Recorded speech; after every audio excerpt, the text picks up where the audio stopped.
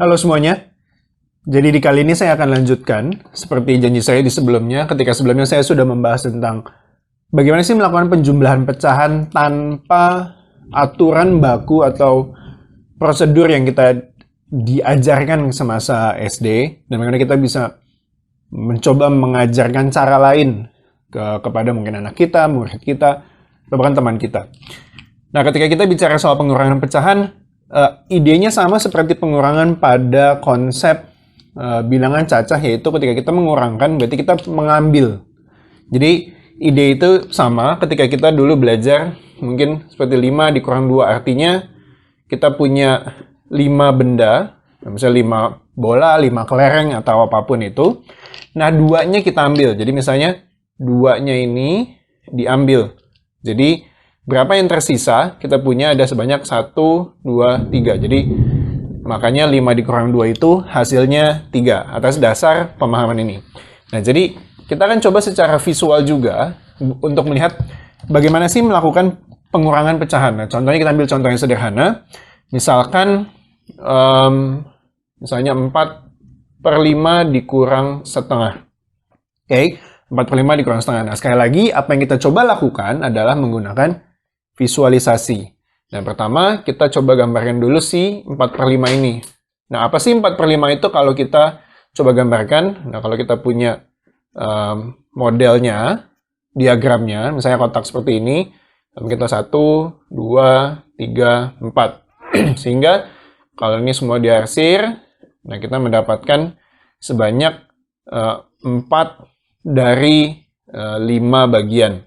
Nah, sedangkan untuk si setengah, kita gambar yang sebisa mungkin sama. Nah, ketika menggambar ini penting sebenarnya untuk kita bisa punya scale atau skala atau gambar yang kira-kira serupa.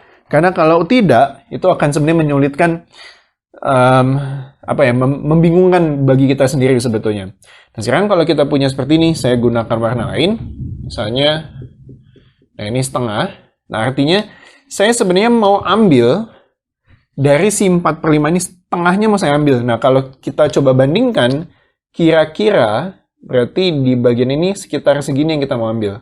Jadi kira-kira sebanyak arsiran ini nih, setengah bagian ini kita mau ambil.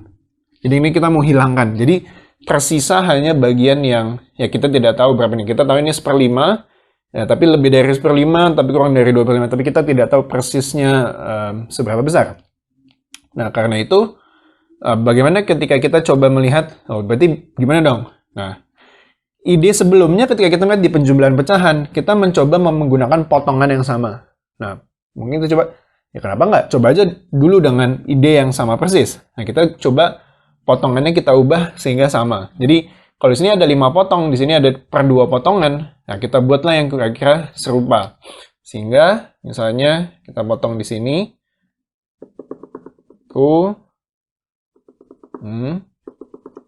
Seperti ini. Gambarnya, nah ini dia masalahnya, gambarnya kurang bagus ya. Jadi kira-kira ini sebenarnya masih di sini, dipotong lagi. Lalu di sini, lalu di sini, dan di sini. Nah, ini karena gambarnya secara skala kurang oke, jadi mohon maaf.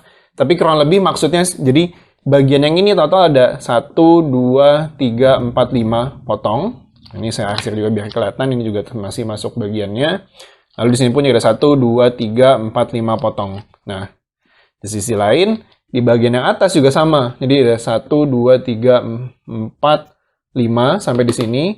Lalu 1, 2, 3, 4, 5. Nah, sehingga jumlah potongan yang kita punya baik yang atas maupun yang bawah di kedua diagram itu sebenarnya sama.